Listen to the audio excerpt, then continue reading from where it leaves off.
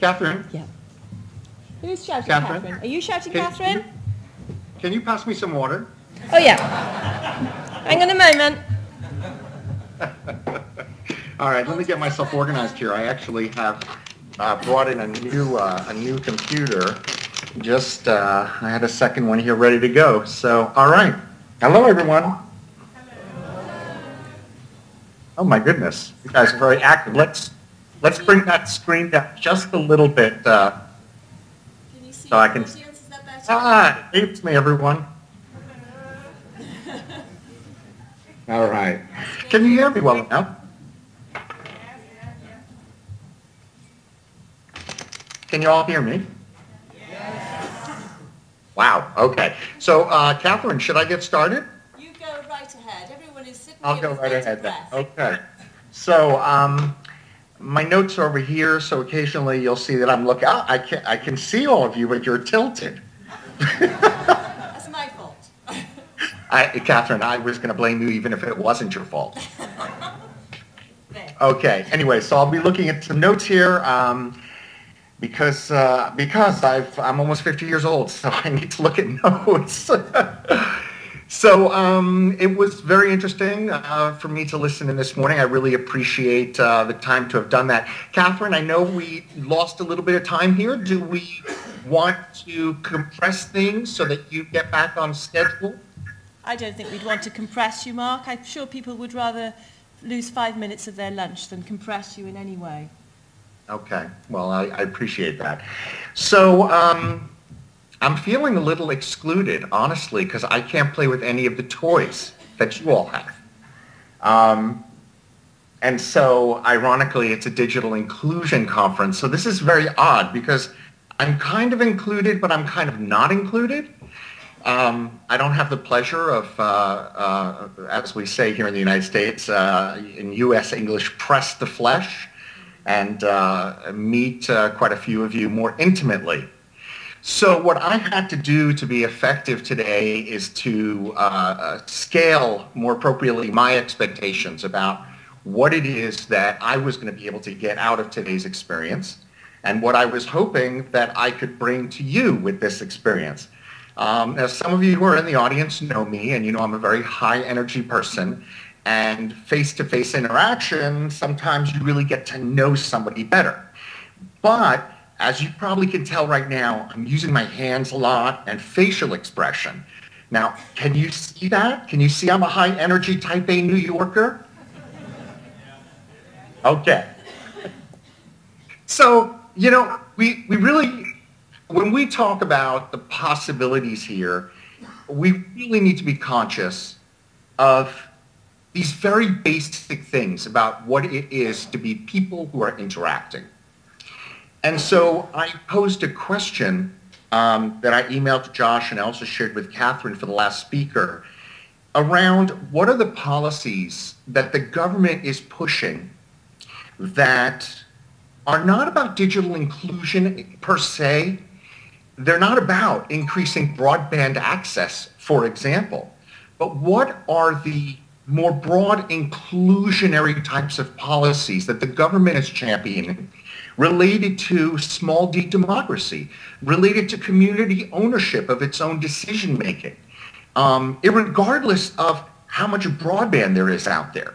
I think for you in Wales, and I know for us here in the United States, we know that if broadband was available ubiquitously to everyone, it doesn't mean necessarily that we would be making any progress whatsoever in relation to increasing people's control over their own lives and abilities to be participants in their communities effectively. So Catherine, I know you want me, and I know it's important for me to share with all of you what's possible, but I'm always hesitant to do that, especially because I know a lot of you. How many of you in the room there would consider yourselves to be technologically proficient? You're out there online. Give just a show of hands if you feel like you're pretty proficient. Okay, look around, guys. Look around at each other. Come on, you're not like, there you go. All right. So I don't really think I need to tell you guys about how important it is that people think about using Facebook, or that people think about using Twitter, or that the possibilities are endless. I don't have to sell you. I think that we all know that's the case. Here's what I'd like to do. I'd like to share with you a single case study of something that's happening right now in my community, okay, in Amherst, Massachusetts. Now, I want to share with you this example because it's such an on-the-ground example, a local community example of the use of technology tools and where it can go well to push that smaller d democracy ethos and where it's not going well. So, Catherine, can we flip to the web fairly easily here?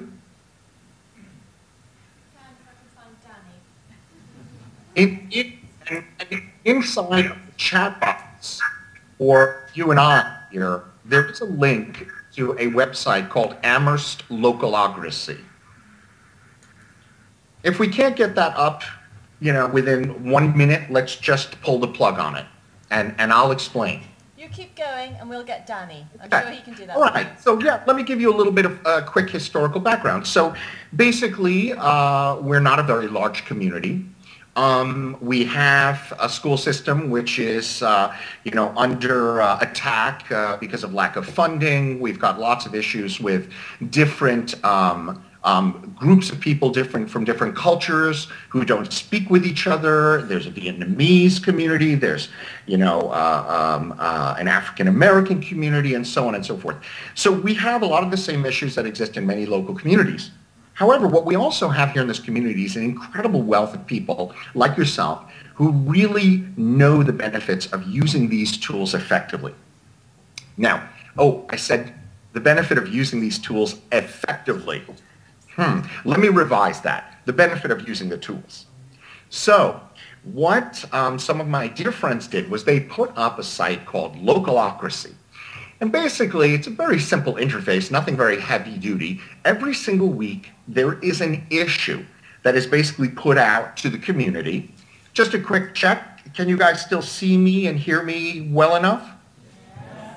We can see you, Okay. Mark, and I've got Danny now. Do you want to give us that URL? It's in the chat box. If you just take a look in the chat area of this video that we did, or that we're doing, I can send it to you again. Why don't I do that? Let's see. I always love to use this technology, especially in these moments, because it's just so interesting to kind of watch, well, how is this working? All right, so I just sent it to you again. Do you see that? Yeah. All right, are you on the website now? Just about. Okay. Just give me the heads up when you're there. Okay, so as you can see, we're not talking any major technology, any major interface. And we're really not going to click around here. I have the site right up over here, so I'm just going to take a look and make sure I kind of cover what I wanted to share with you about this. Yeah. So as you see, basically community members can set up their own profile, and that's wonderful. That's great. And there are issues put up every week, and people vote on that issue. It's a question that's put up.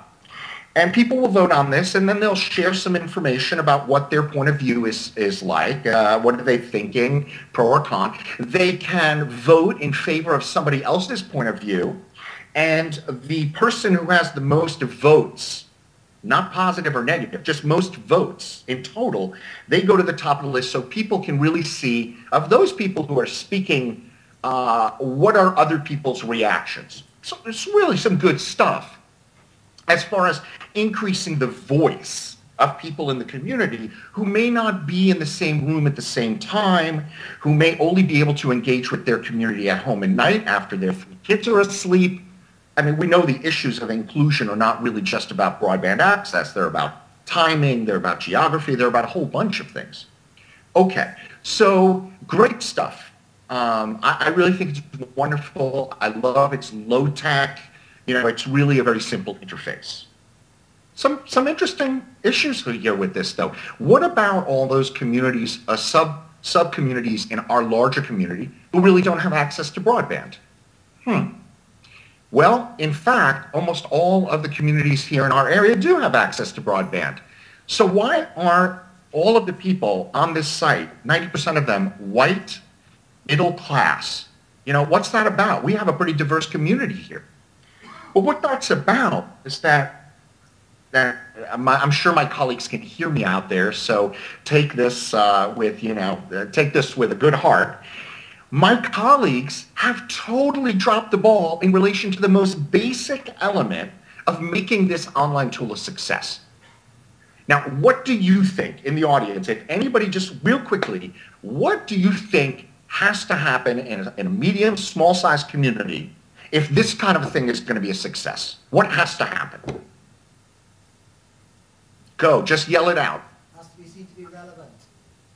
Okay, relevant. This seems kind of relevant. You know, the issues do matter, so we've crossed the relevance boundary pretty well.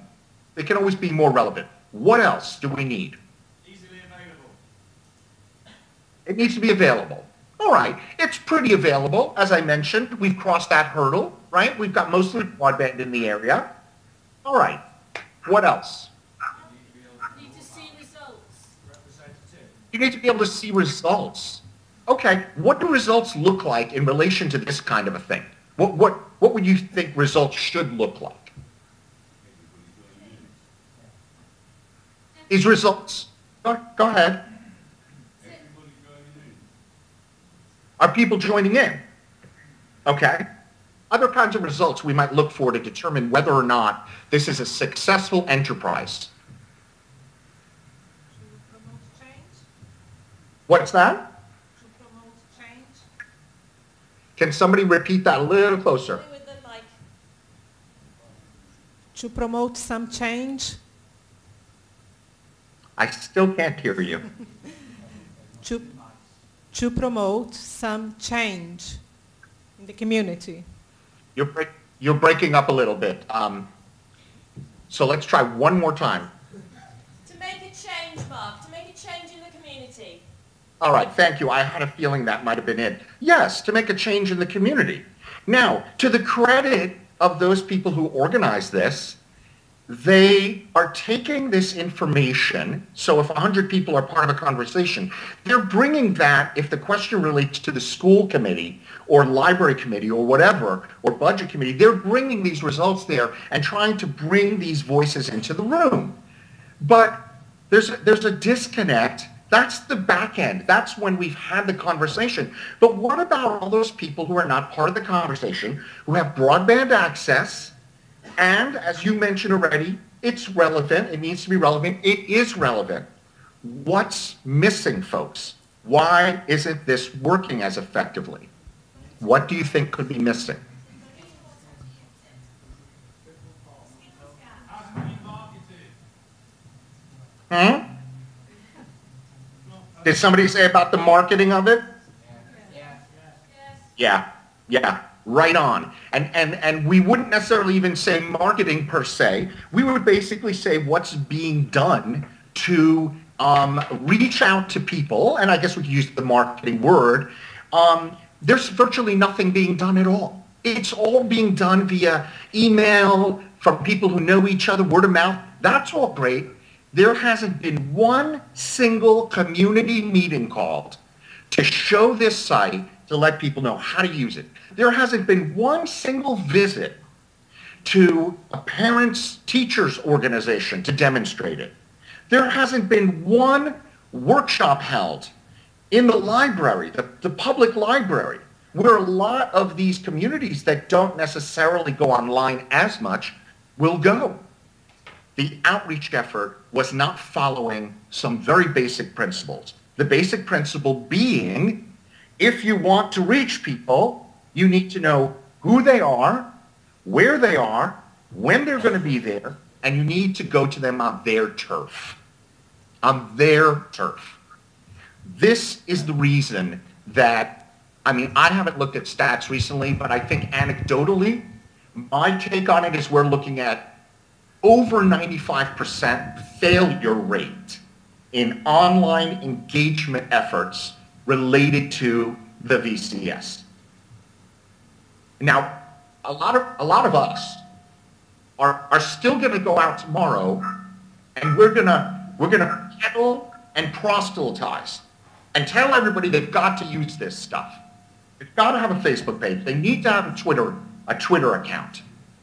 Well, I say bunk to that, frankly. I think these tools are amazing. They're awesome. They could be really powerful. But even in their lowest tech form, and this localocracy site is an example of that, extremely low tech, low bandwidth. It's not like there's tons of video. You don't even need a high-speed connection to be successful with this site. We're still missing the mark. We're still missing the mark. So how do we close the gap? Not the digital inclusion gap related to wiring, related to specific content that's relevant. Assuming we have that, how are we really going to close this possibility realization gap? What do we have to do more effectively? Well, clearly, if you look at the successful projects that people are doing out there, you think to yourself about what are the characteristics of those projects, you'll find a couple of different things. Number one is, you're going to find that those projects are being run by people within their own capacity. In other words, they're able to actually do it and sustain it and follow through with it in appropriate ways so that they get the end result. Most people are launching projects without any sense of what it's going to take to keep it up, to make it work, to make it happen. And I'm not just talking about, pumping out great content. It really could be other types of things. So one key piece of the puzzle is for us to think about capacity. And I know most of us work outside of our capacity because we're mission driven. And so we just want to help more and more and more. And that's the nature of our organizations too. I mean, we're in this to change the world.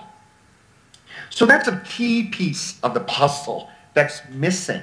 And yes, we can proselytize all we want, but it's not going to work unless we deal with things like that, our capacity to deliver.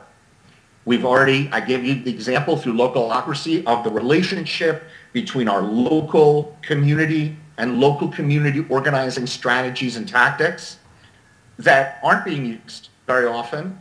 So there's this whole build it and they will come mentality. We just keep doing it over and over again. We're doing it with Facebook now. Every other day I have a client I'm working with who's telling me that they need a Facebook page. And when I asked them 5 questions, after the third they realized they don't. Or they shouldn't have one because they really can't effectively manage a Facebook file, a Facebook account, so to speak. So I guess, Catherine, I don't mean to disappoint you. I do know that most of you are aware of the incredible upsides here. I mean, we have people around the world who are in very powerful small d democracy ways using this stuff. We've got people in the East who are witnessing violent events, and they are uploading their own video about it to sites that are ready to then pump that information out to lots of other people. So there's instant accountability on the ground about things that are happening. We know that these tools can be used to, pull the pants down on those who are abusive, whether they're in corporations or whatever.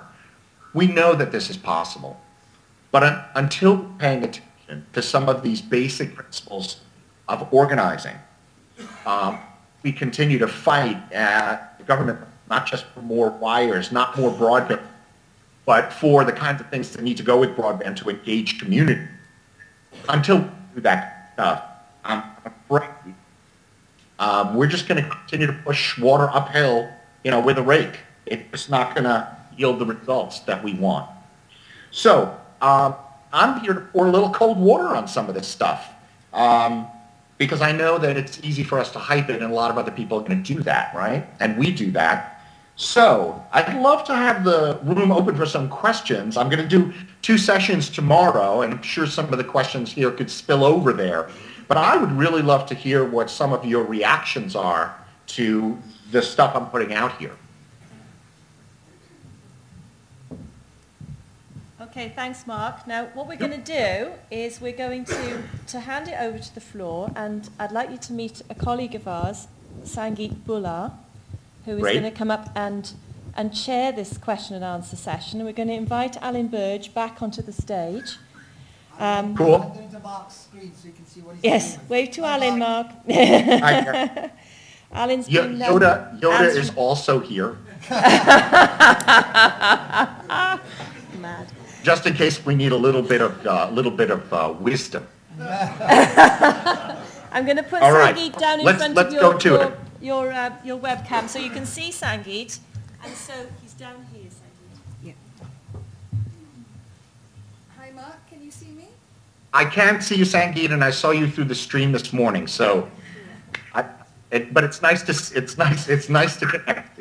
So, let's rock and roll. We've got our mics out in the audience, so if you want to pose a question either to Alan or to Mark, then Sangeet is here to feed those questions through. And also, wrth gwrs, mae gwrs mawr I chi gofyn cwestiynau yn Gymraeg. Okay, we're going to get some just now.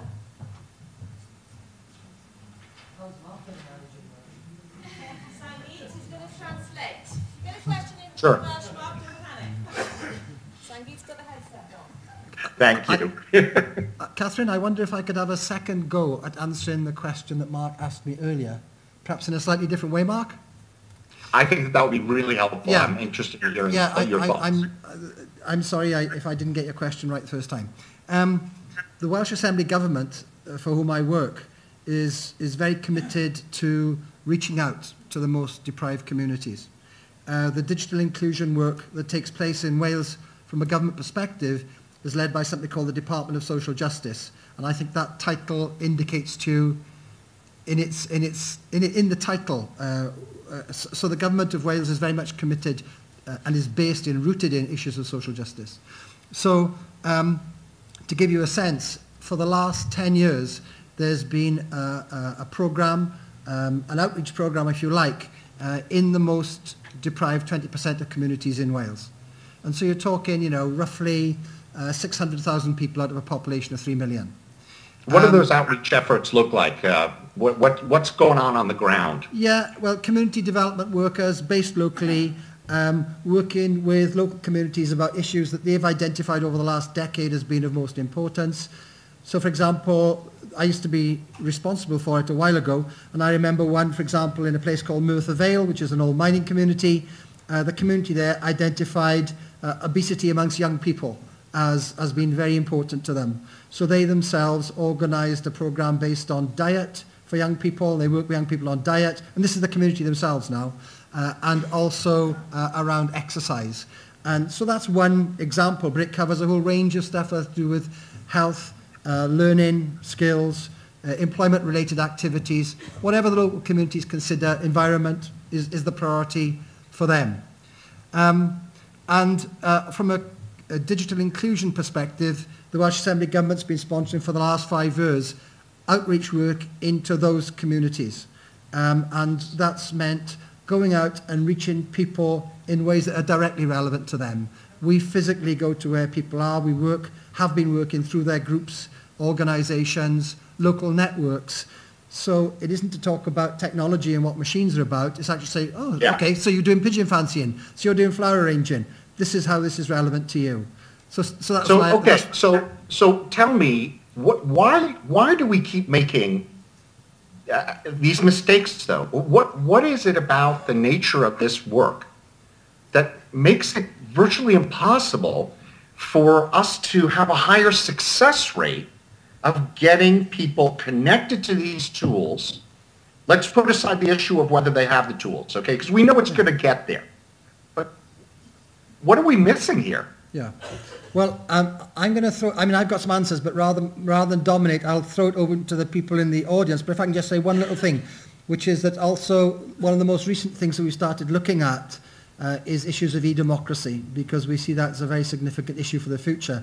And the National Assembly for Wales, which I guess is the equivalent of, a state legislature in a sense, have various e-democracy fora in place so that any 10 people in Wales, for example, can do an e-petition which must be considered by the legislature. I'll call it that, it isn't the legislature, but to give you a sense of it in American terms. Anyway, I'll pass it over now to the audience, or Sangeet will, because she's in the chair, to pick up your last question as to why is it hard to break through? What are the barriers?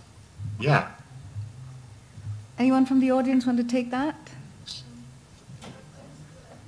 Sorry, a question.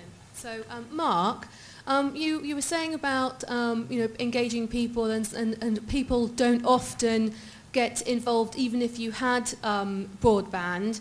What methods would you use to make people more confident in using technology? Okay, so you're throwing it back at me, are you? Yes. That's fine. Yes, I am. Is that all right? All right, fair enough. If I was in the room and I could see you and make eye contact, I wouldn't take that. But That's the advantage of having you still in the States, possibly. all right, well, I'm going to appropriately respond, and I'm going to answer your question, therefore. Okay, so I think that, we've obviously picked up on one thing that was just shared, that the government can do is really get on the ground. I think that one of the things that I have found successful and that I see working out there is demystifying what this stuff is about. And in other words, really not even putting the tools in people's hands until you've been able to get them to see that they already use technology, and it's just a matter of maybe taking a few little steps additionally. So for example, a very concrete example, I do a lot of work with organizations that work in communities that actually don't have broadband access, okay? But even if they did, most of the people in those communities are not sitting in front of a computer most of their day. But what technology tool are they carrying with themselves every day, all the time? The phone? Yeah. And right now, most phones that are sold have a camera on them, right? People are taking photos. People are using a digital-based tool all the time, and they're taking pictures. Now, for the most part, people aren't doing anything with those pictures. They have them for their screensaver or whatever on their phone. So what I think would be helpful is for us to always look at what are people already using that we can then help to talk to them about, to help demystify to them what these mysterious things are out there, like Facebook and tweeting and stuff. In other words, bring it back to what folks already know. I think that that's a critical component in relation to taking the next step, moving people another step further. So when I put tools in people's hands, which I will do, I'll actually bring 10 digital cameras, okay? Not an iPad. And look, you guys are converts, so I think, Catherine, the kind of tools you were talking about earlier, and I'm very jealous I'm not there, those tools are appropriate for you guys to be looking at. But when we're out there, we need to be really thinking about this. So I bring digital cameras. A lot of people use digital cameras regularly, not their phone only. And so I basically get people to engage with the tools a little differently. So I will give those 10 cameras out. I will have those people in that community hold on to those cameras for 1 week. I'll go in a week later. Everybody will give me the cameras, and we'll talk about what was your experience taking photos in the community of things that matter to you. What was the reaction of other people? Did that help you to connect with people, or was it off-putting for you to have a camera? So we talk about culture and technology. And then what we do is we look at the content, and we realize, oh my goodness, look at the stories we just collected by taking these pictures of all these people. What's the narrative that we can put underneath these photographs that are meaningful? And so I basically am able to show these people they just collected incredible content without knowing anything beyond what they already knew. And within a half hour, I could show them how to upload it to a Flickr site, because we all know actually the tools aren't as hard as they used to be. So that's the kind of stuff that I do, and it's all in that genre of demystify and then scaffold people up just one step so that they have a little bit of those wheels start to turn in a non-threatening way. I never show them cool apps. I never bring in an iPad and show it off. I never take them to 10 websites to show them what these amazing things are that people are doing. I never do that. I get there, but I don't do it early on. Thank you, Mark, for that. We have a question from the audience. Not the audience, sorry, the online audience. Ben Carpenter has asked a question.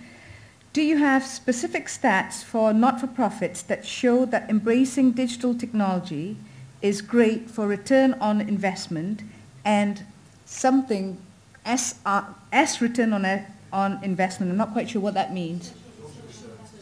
There we are. The audience knows. Social return on investment.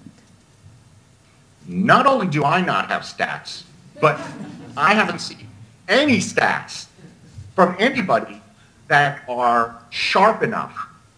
And so we're in a very difficult situation here because we know this stuff is powerful.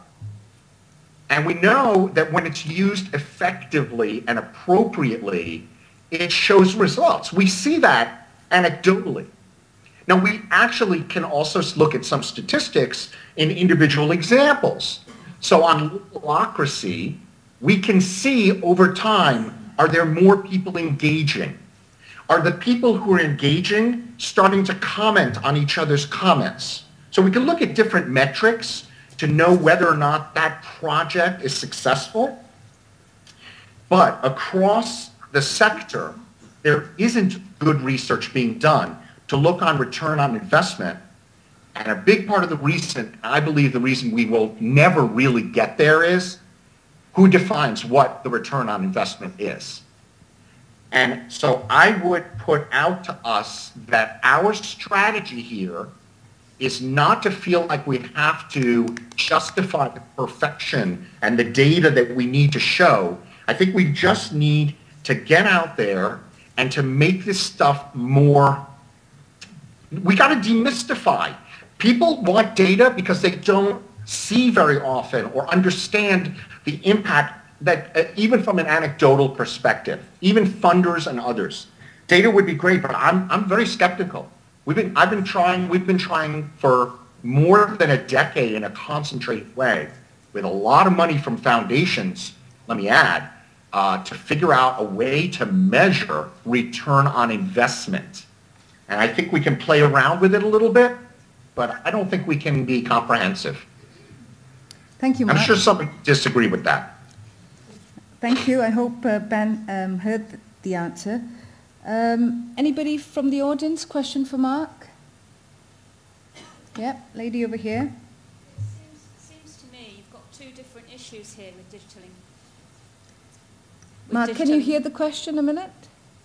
I can't, but I know you're there to translate for me. We have two different issues here with digital inclusion. One of them is the use of the technology, or maybe the fear of the use of technology, and the other one is of the communication. Do these people that aren't engaging, for instance, with your localocracy website, do they actually want to engage with the information that's on that website? So there's a desire to communicate with each other, as well as the fear of the technology that we should be addressing. Great. Can you just repeat parts of the question for me so I make sure I get them right, Kat? I was making a comment really that it seems to be two separate issues. One is the technology and the use of the technology, and the other is the desire to communicate with other people who want to communicate with you. In particular related to the I think that this relevance issue is central, but it is. I think I think we're doing a pretty good job of understanding the relevance. I just don't think we're doing an effective job tactically of showing the connection between the relevance and the tools. That's where I think we're dropping the ball.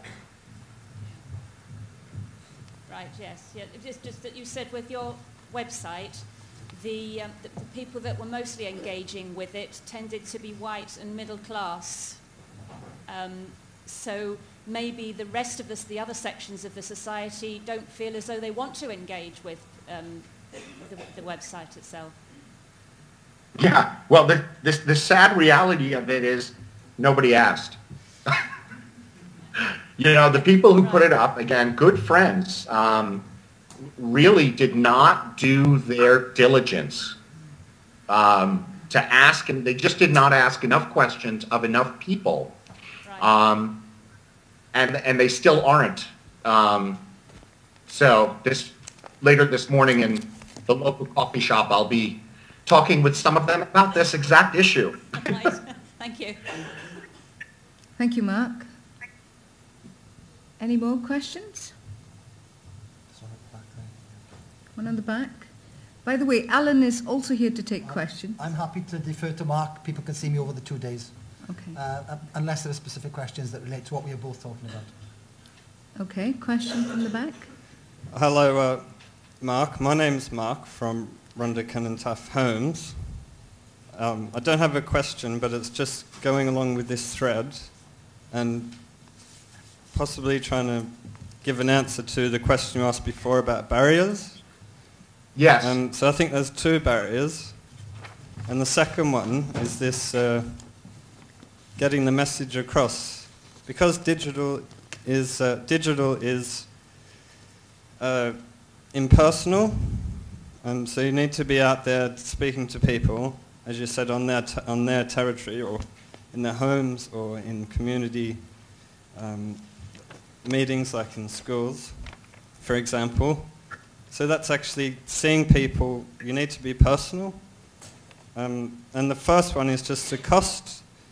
There might be access, but you may as well be in a black spot for internet, because we're out there every day now for the last month, and people just can't afford it if they're disadvantaged economically. I think I don't know how it is where you are, but where we are in around Runderkin and Tough, they're finding it very difficult to pay for a decent internet they can enjoy. Mark, any comments to that? The barriers of cost? Well, the second barrier, Catherine, just give me a quick review. First barrier I heard very clearly. The second barrier is about not being able... Sorry, Mark. Local Mark. Sorry, what did you say? I said the second barrier first. Right, and which is your second... I said Right. second. You've got Mark, me totally confused now, Mark. One was about cost, that there's a barrier because people can't afford it. And I guess in the Welsh context, Mark, that would be the monthly fee. It also be the cost of buying IT, and even down to the cost of, say, printer cartridges, which are a regular heavy burden. And then the other one I think was about relevance. I would say it's about, people just don't find it's directly relevant to them. The majority of people don't, it's just not for them, I think those are the 2 things that come out of findings in South Wales. Yeah. In Wales. I do have a comment, and I'm, with all due respect to all the wonderful and necessary infrastructure work that's being done out there, and part of that, of course, is meant to bring costs down, right, and increase the ability for access, and all the work being done to get more people online, which of course has to happen, I think is distracting us from the issues I talked about earlier. I'm very concerned. We have incredible access in a lot of low-income community, subsidized access, free access, and we're just not seeing the kind of uptake. Even when there's relevance, we're not seeing the kind of uptake. And there's something missing in the mix. So I would propose that you guys try to talk, and look, I'm going to be the presumptuous type A New Yorker, okay? Why not? I'm going to overstate this. Don't be offended. I think you guys got to stop talking about infrastructure. I just think you got to stop talking about the money. I mean, yes, you got to advocate and get the government to do these things, but I really think we need to be looking underneath the hood of what this stuff is all about. There's something missing in our approach. Yeah. I think it's some of the things we've already talked about, but I really think we have to stop talking tools. I guess that's what I'm saying. We've got to stop talking tools and infrastructure. It's just we're off base, guys. We're off base. We're missing the boat when we do that. If I can come in, Mark, and say that in the Welsh Assembly Government, what's called analytical services, who are the researchers and the statisticians, have looked at some of the stuff. And they've looked at different countries. And each country has a different demographic profile. Pretty much, I guess, in Britain, without any external intervention, mobile phones have penetrated to almost 100% of the population without any interventions at all. The market's taking care of it, in inverted commas. When it comes to people getting onto the internet, UK has been plateauing pretty much at around 70%. If you look at Norway, Norway's been plateauing at around 80%, which I guess is down to different demography, culture, and stuff like that. Sure. Wales currently is at about 64% and rising. And the question we're asking is, when we get to 70%, are we then going to flatline like the rest of the UK? Or are we going to have the wherewithal to break through? Now, there's all sorts of developments happening. There's a much greater awareness of the benefits of going online.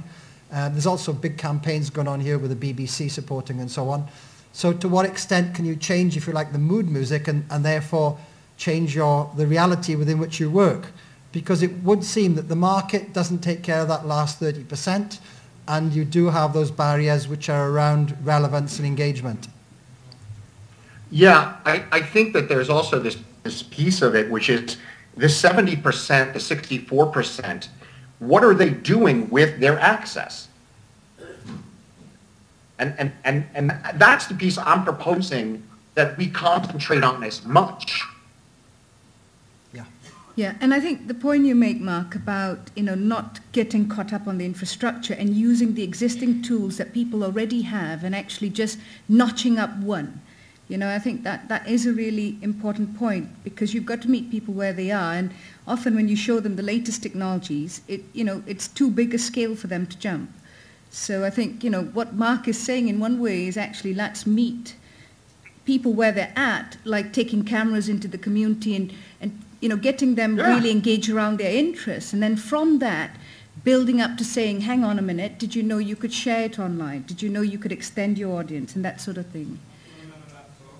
Yeah, and I think you made that point as well. Use the microphone. When you're on the phone, the reason it's 90% is because when you're on the phone, it's personal. Absolutely. You're actually talking to people. Yeah. But when you're on the internet, usually behind a computer screen. Totally, yeah. So I'm saying is, like what Mark was saying, we're going out taking photos in the community. Absolutely, yeah. There's actually getting out there and being with people and asking them what they want. Exactly, and I think that... And make it personal in that way. Yeah, I think that's something to take away, because we all have that capability. Brilliant. Mark, do you want to say something? The reality is that we are never going to have the capacity to do exactly what we want, what I'm saying. We're not going to be able to get digital cameras into everybody's hands and then be able to, clearly we can't pull all of that off. But I think what we can do is we can hit on a more regular basis this kind of an approach, which is this kind of working, I call it scaffolding. A lot of people call it scaffolding. Go from where people know something and take them up another notch, help them go up another notch. I think that if we can do a better job ourselves, just in our day-to-day work, I think there will be spin out from that. Because as we know, one person learning how to upload photos to their to a Flickr site from their camera, the minute that happens, it has a spin-out effect. That's the best emissary to the other people we can't reach or that we don't have time to reach. So I think, we can't climb this hill alone. But just need to do a better job in our practice on this. Excellent, thank you. And I think on that point, are we wrapping up, Catherine? I think we have to wrap up, Mark. We have to temporarily lose you until tomorrow.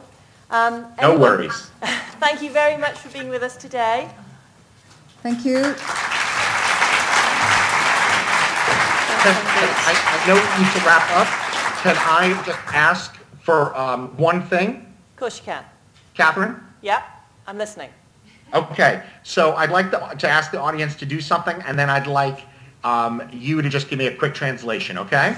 So, Okay. audience, we just kind of walked the talk a little bit. We used this tool, voice over IP. Asa? With me. I'll get him to repeat it. So, 3. Mark, you need to repeat it. You broke up a little then. Okay, so put up 3 fingers if this use of technology worked for you, 2 fingers if it kind of worked, but it would have been a lot better if I was there, a lot better, and 1 if it just didn't work for you, okay?